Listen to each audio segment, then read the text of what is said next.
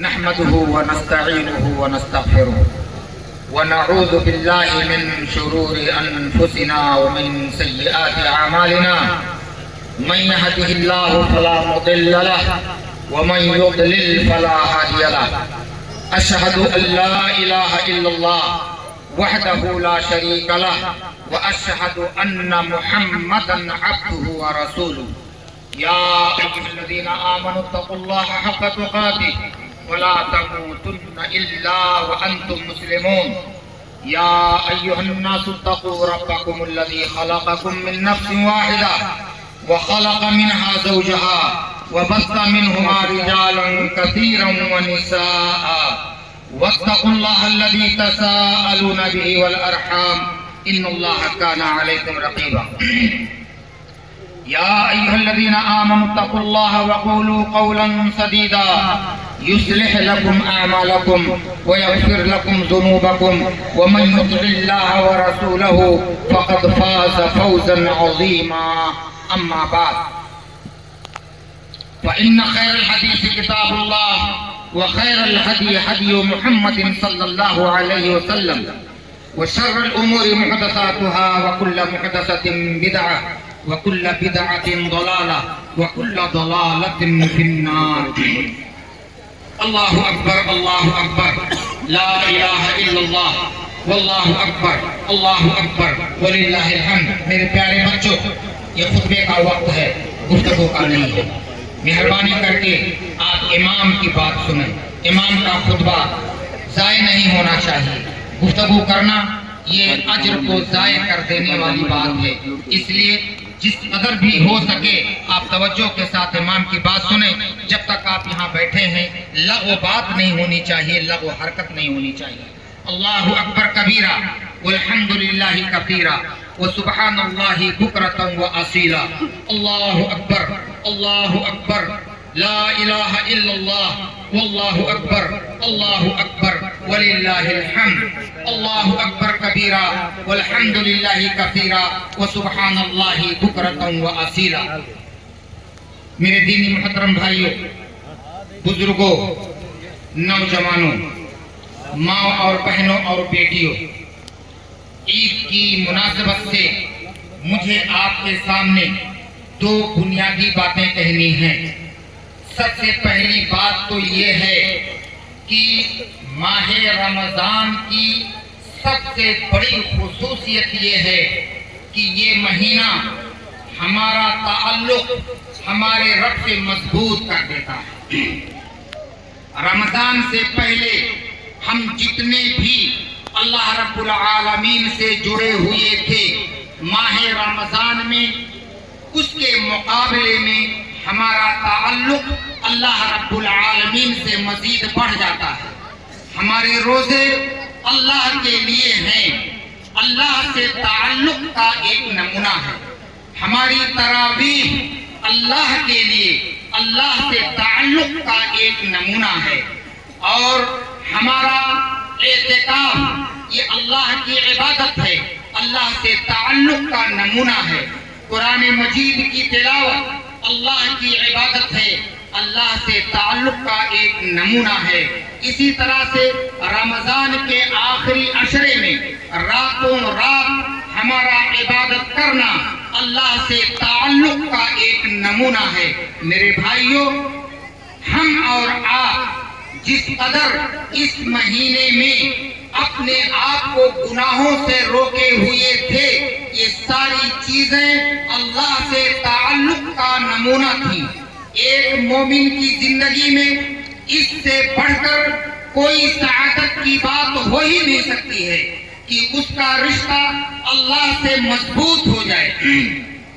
ماہ رمضان کے بعد مجھے اور آپ کو جو سبق یاد رکھنے کا ہے وہ یہی ہے کہ اللہ سے جوڑے ہوئے تعلق کو توڑ دینا یہ دنیا کی سب سے بڑی نادانی ہے.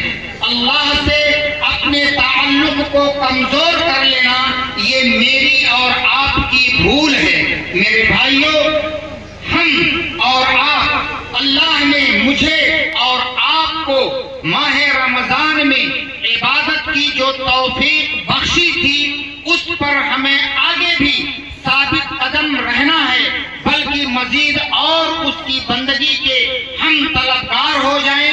یہ پہلا پیغام ہے میرا جو مجھے عید کے حوالے سے آپ کو دینا ہے۔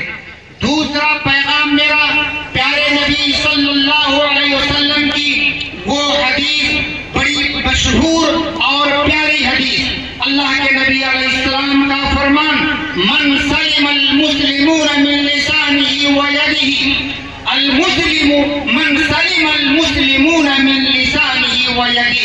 میرے بھائیوں، یہ اتنی عظیم حدیث ہے کہ اگر صرف اسی ایک حدیث پر ہم اور آپ عمل پیرا ہو جائیں، اللہ کی قسم ہمارا معاشرہ امن و سلامتی کا گہوارہ بن جائے۔ اللہ کے نبی علیہ السلام نے اس حدیث میں ارشاد فرمایا، اسلام کہتا ہے کامل مسلمان وہ ہے جس کی زبان سے اور جس کے ہاتھ سے دوسرے لوگ محفوظ رہیں۔ آج آپ دیکھیں ہمارے گھروں کے جھگڑے، میاں بیوی کے درمیان اختلافات کی سبب کا سبب، واحد سبب یہی ہے کہ بیوی کو شکایت ہے میرا شوہر بدزبانی کرتا ہے، میرے اوپر ہاتھ اٹھاتا ہے۔ شوہر کو اپنی بیوی سے شکایت ہے کہ یہ بدزبانی کرتی ہے۔ ایک پڑوس دوسرے پڑوسی سے جو اختلافات رکھتا ہے اس کو یہ شکایت ہے کہ یہ گالیاں بکتا ہے، طاقتور کمزور پر ہاتھ اٹھاتا ہے۔ اگر اس حدیث پر ہم اور آپ عمل پیرا ہو جائیں کہ اللہ کے نبی کا فرمان کہ کسی مسلمان کی زبان سے اور اس کے ہاتھ سے دوسروں کو تکلیف نہ پہنچے، تو یقین مان لیجئے ہمارا معاشرہ ہی نہیں بلکہ ہمارا ملک امن و سلامتی کا گہوارہ بن جائے۔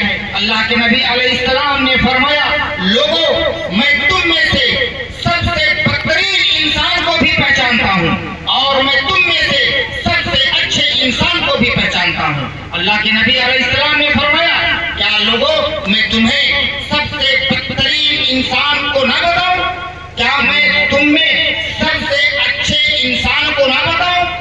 صحابہ نے کہا، اے اللہ کے رسول صلی اللہ علیہ وسلم، آپ ضرور بتائیں کہ ہم میں سب سے اچھا انسان کون ہے اور سب سے برا انسان کون ہے؟ اللہ کے نبی نے فرمایا، خیرکم من یرجى خیرہ ویؤمن شرہ وشرکم من لا یرجى خیرہ ولا یؤمن شرہ۔ اللہ کے نبی فرماتے ہیں کہ جس شخص سے سماج کے لوگ، معاشرے کے لوگ بھلائی کی امید رکھتے ہوں کہ یہ شخص ہے، یہ جب بھی بولے گا اپنی زبان سے بھلی بات بولے گا، یہ جو بھی کام کرے گا معاشرے کے لیے، سماج کے لیے بھلا کام کرے گا اور اس کے شر سے انسان مامون رہے، امن میں رہے۔ یعنی ایسا شخص جس سے ہمیشہ لوگوں کو بھلائی پہنچتی رہے، اللہ کے نبی علیہ السلام نے فرمایا وہ تم میں کا سب سے بہترین انسان ہے۔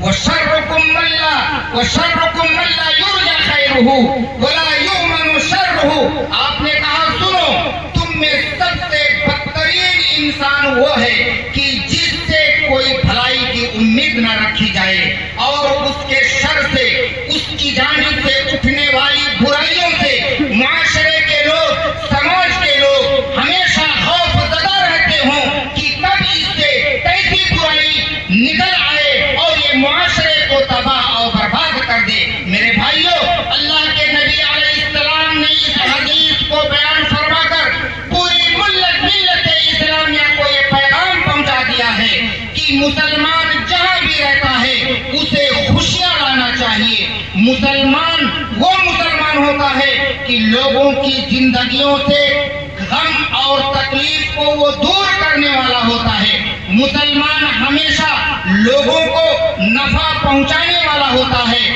لوگوں کو نقصان اور خسارے میں ڈالنے والا نہیں ہوتا ہے۔ میرے بزرگوں، یہ وہ پہلا سبق ہے، یہ وہ پہلا لیسن ہے پیارے نبی صلی اللہ علیہ وسلم کا کہ ایک مسلمان جس بھی معاشرے میں رہے وہ اپنے سماج کے لیے جیے، وہ اپنے ملک کے لیے جیے اور سماج پر احسان کرنے والا بنے۔ آج ہمارے اور آپ کے معاملات، آج ہماری اور آپ کی زندگیاں، آج ہمارے اور آپ کے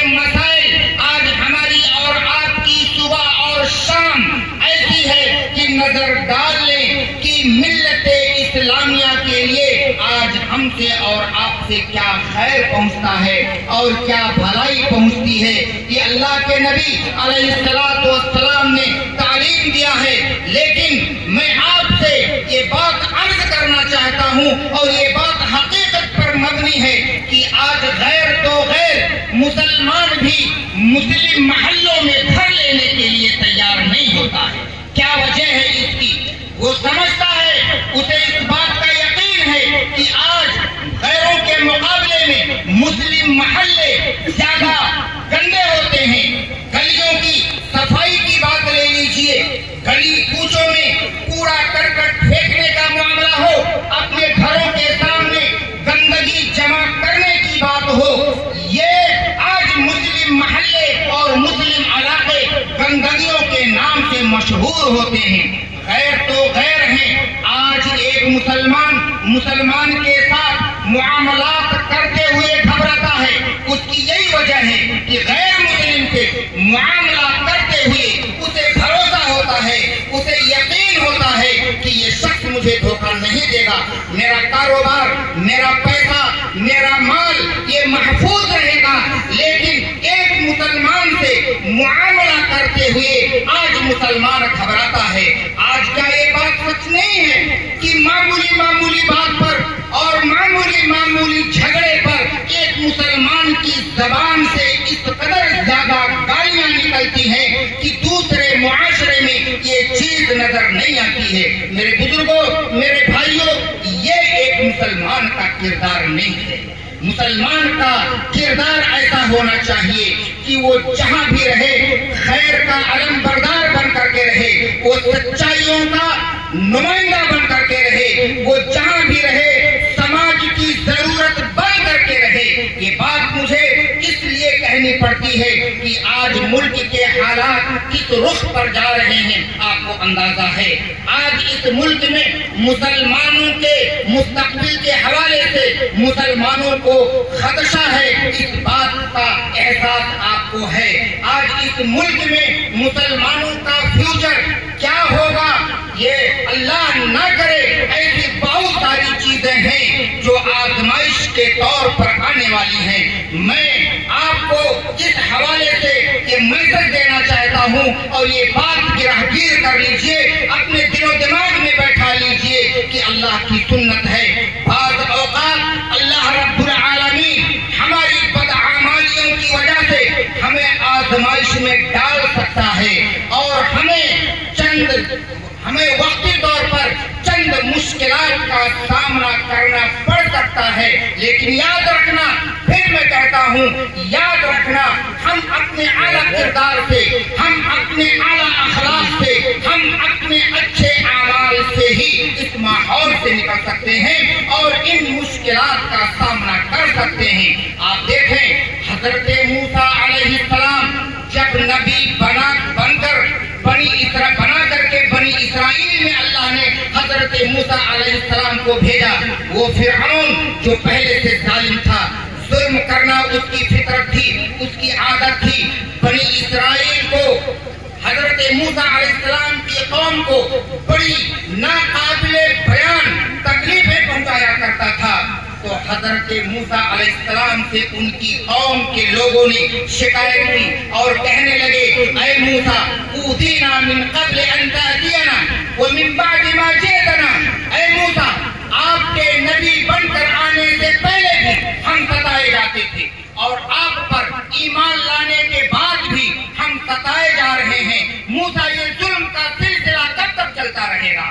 ہم ظلم کی چکی میں کب تک پستے رہیں گے؟ موسیٰ تم اللہ سے کہو اس ظلم کا خاتمہ ہو جائے اور اس ظالم کا خاتمہ ہو، یہ ظلم کا سلسلہ رکنا چاہیے۔ میرے بزرگوں، اس موقع سے حضرت موسیٰ علیہ السلام نے اپنی قوم کو جو پیغام دیا تھا، آج وہی پیغام میں صرف آل بجہ کو نہیں، وہی پیغام پوری ملت اسلامیہ ہند کے نام میں میرا پیغام ہے۔ حضرت موسیٰ علیہ السلام نے کہا، اے میری قوم کے لوگوں، استعینوا باللہ واصبروا، کہا اے لوگوں، موسیٰ کا ظلم اپنی جگہ پر جاری ہے اور یہ ظالم انسان ہے، اس کی فطرت ہے، اس کی طبیعت ہے ظلم کرنا، یہ ظلم کرے گا۔ اس ظلم سے بچنے کے لیے تم رب واحد ہو جاؤ۔ آج ہمارے پاس بہت سارے لوگ اس خوش فہمی میں مبتلا ہیں کہ آج ہمارے پاس دولت ہے، آج ہمارے پاس تعلقات ہیں، آج ہمارے پاس اقتدار ہے، آج ہمارے پاس وسائل ہیں۔ یہ بات صحیح ہے، یہ ساری چیزیں وقتی طور پر ہیں، مگر یہ ہمارا اور آپ کا یہ ساری چیزیں رب نہیں بن سکتی۔ اگر ہمیں ظلم سے بچنا ہے، اگر ہمیں مشکلات سے باہر نکلنا ہے، تو رب العالمین سے اپنے لیے مدد کے طلبگار ہو جاؤ۔ اور موسیٰ نے کہا، اے میری قوم کے لوگوں، اپنے دین پر ڈٹے رہو۔ اپنے دین پر ڈٹے رہو گے تو اللہ رب العالمین کی مدد تمہارے ساتھ ہوگی۔ اور کہا، یہ زمین اللہ کی ہے، یورثھا من یشاء من عبادہ۔ اللہ رب العالمین جس کو چاہتا ہے اس زمین کا بادشاہ اور حکمران بنا دیتا ہے۔ اللہ کی سنت ہے کہ کبھی اس زمین پر ظالم اور جابر حکمران بھی آئے اور چلے گئے، اور کبھی اس زمین پر اللہ نے خیر کے علم بردار کو بھی حکمران بنا دیا ہے۔ والعاقبۃ للمتقین۔ اور یاد رکھنا، ہمیشہ انجام متقیوں کا ہوتا ہے، ہمیشہ انجام متقیوں کا ہوتا ہے۔ اس تعلیم کو جان لینے کے بعد پھر میں اپنی وہی بات دہراتا ہوں جو شروع میں نے پیارے نبی صلی اللہ علیہ وسلم کی سنائی تھی۔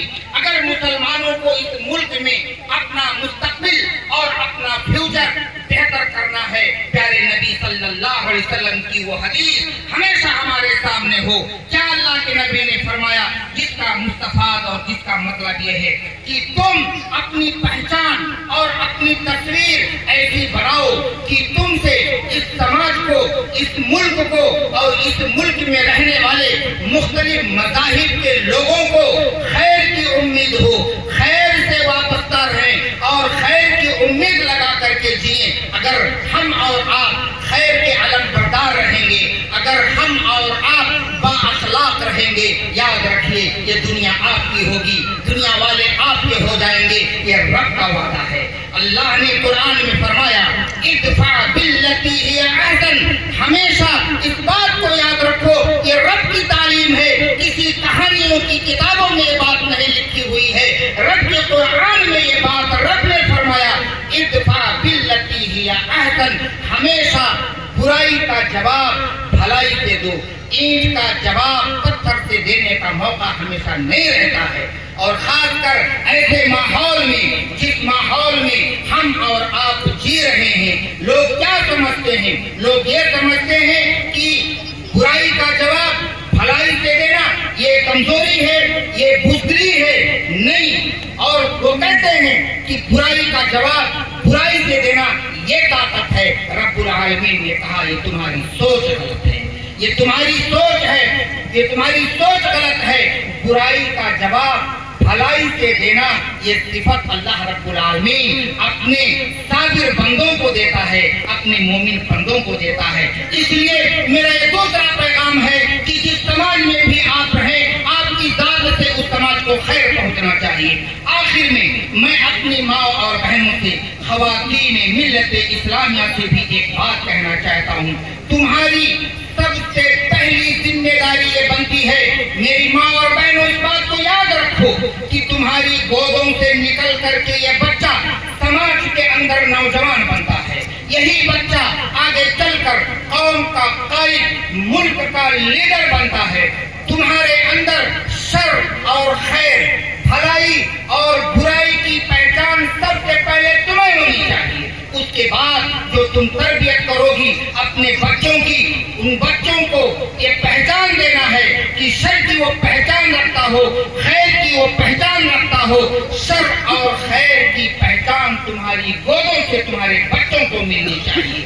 مصیبت یہ ہوتی ہے کہ جب ہم اور آپ اپنے بچوں کو بگاڑ دیتے ہیں، بغیر تربیت کے جوانی کی دہلیز پر پہنچا دیتے ہیں، تب ہماری آنکھیں کھلتی ہیں، تب ہم اپنے بچوں کو سدھارنے کی کوشش کرتے ہیں، تب ہم اپنے بچوں کو سیدھا راستہ دکھانے کی کوشش کرتے ہیں۔ اس وقت ہمارے ہاتھ سے بچہ بہت دور نکل چکا ہوتا ہے۔ اس لیے ہم اور آپ مل کر کے اپنے بچوں کی تربیت کریں۔ ہمارا بچہ رات دیر گئے تک کہاں رہتا ہے، اس کا محاسبہ ہونا چاہیے۔ اگر آج ہم نے ان کے وقت پر ان کا محاسبہ نہ کیا، ان کی تربیت نہ کی، تو کل وہی بچے ہمارے سماج کے لیے، ہمارے معاشرے کے لیے بدنامی کا سبب بن سکتے ہیں۔ اللہ کے نبی علیہ السلام کی وہ حدیث یاد رکھیے کہ جب شام ہو جائے آپ اپنے بچوں کو اپنے گھروں میں رکھو، اس لیے کہ شام ہوتے ہی یہ شیاطین سڑکوں پر اور گلیوں میں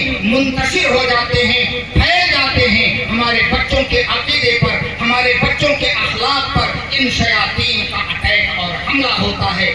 جب ہم اور آپ اپنے بچوں سے غافل ہو جاتے ہیں، غافل ہو جائیں گے، ہمارے بچے جب قوم کے حق میں، معاشرے کے حق میں نازور بن جاتے ہیں، تو آپ ان سے خیر کی امید کیسے رکھ سکتے ہیں؟ میرے بھائیوں، یہ جو رمضان المبارک کے مہینے میں ہم نے محنتیں کی ہیں، عبادتیں کی ہیں، یہ سلسلہ رکنا نہیں چاہیے۔ اس سلسلے کو دراز کرو۔ اللہ تبارک و تعالیٰ مجھے اور آپ کو کہنے اور سننے سے زیادہ عمل کی توفیق عطا فرمائے۔ رب العالمین ہمارے ماہ رمضان کی عبادتوں کو تو قبول فرما لے۔ رب العالمین ہمارے گناہوں کی تو مغفرت فرما دے۔ یا اللہ ہم سب مسلمانوں کو جہنم سے ہماری گردنوں کو آزاد کر دے، جنت ہمیں نصیب فرما دے۔ یا اللہ ہمارے معاشرے کے، ہمارے وہ غریب مسکین جو بیمار ہیں، اسپتالوں میں ایڑیاں رگڑ رہے ہیں اور ان کے علاج کا بندوبست نہیں ہے، رب العالمین تو اپنی رحمت سے